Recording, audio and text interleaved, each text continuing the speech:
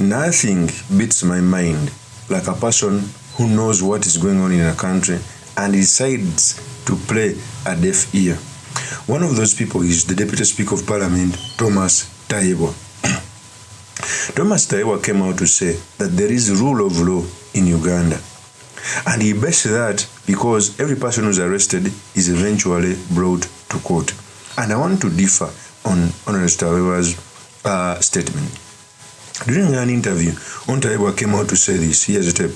Then the political parties also have a forum called IPOD, which is provided for by law, where they should meet, dialogue, and agree on things and how the country is running. Now, the main opposition political party had refused to be part of it.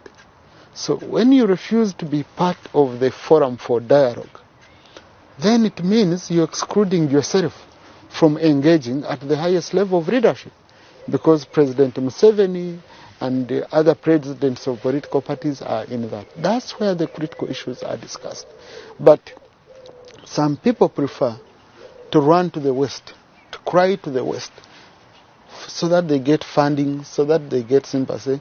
But those who are in Uganda and are following the law, because even if you are arrested in Uganda for whatever offense, in the end you appear before court. The people who they are crying and all that, they are before court, and we have independent courts. Courts have ruled against government. When they rule against government, they celebrate. The judiciary is independent. When they rule in favor of government, they say, oh, the courts are compromising.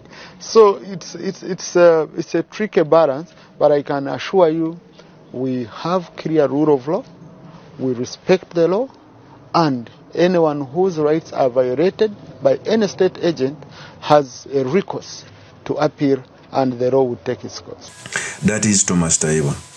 The reason I first made my preamble saying that it beats my mind for someone who knows what's happening in a country and he decides to distort the issues. First of all, bringing someone in court is not the only indication of the rule of law in the country, because rule of law is like a string. There is no limitation in the rule of law.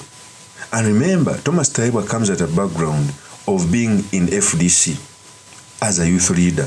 So he knows how the regime does when it comes to political opponents. For example, as we speak right now, Mwanga Chivumbi was abducted by the state. His family members knows nothing about him. And yet our constitution says that you must not arrest someone for more than 48 hours. As we speak right now, a person like King Zara has spent months in abduction. There are very many instances where very many people have been taken to basements to be tortured by a state actor, by the CDF, and the CDF comes out to paint those pictures. For the Deputy Speaker of Parliament to come out and start mocking Ugandans who are suffering under the criminal justice system, it shows how we are as a nation. It shows how even when God gives signs to people, they don't understand these signs. Thomas TAYEBWA was made the Deputy Speaker straight from FDC.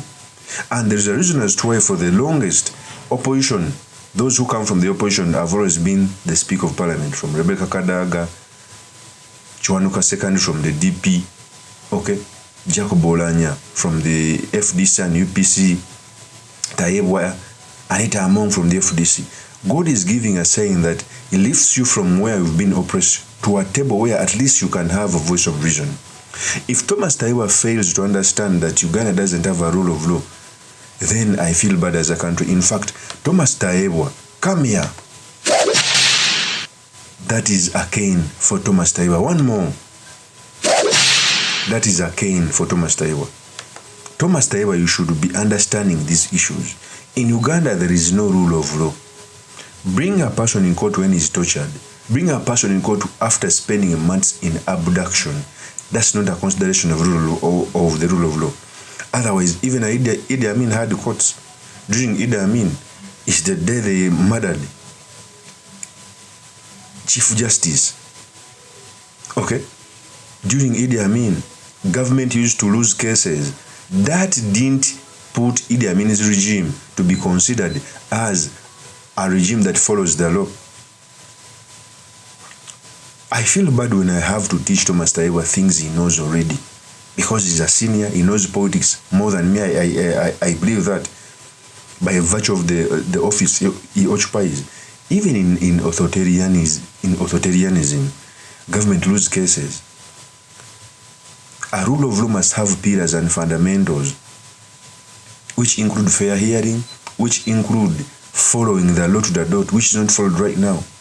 And I think the reason as to why Thomas Tayebwa is acting that way, the Speaker of Parliament, former Anthony Tamungu, was arrested through corruption scandals, and there is no possibility that Tayebwa could escape that thing because they were in it together. The generators were shared together.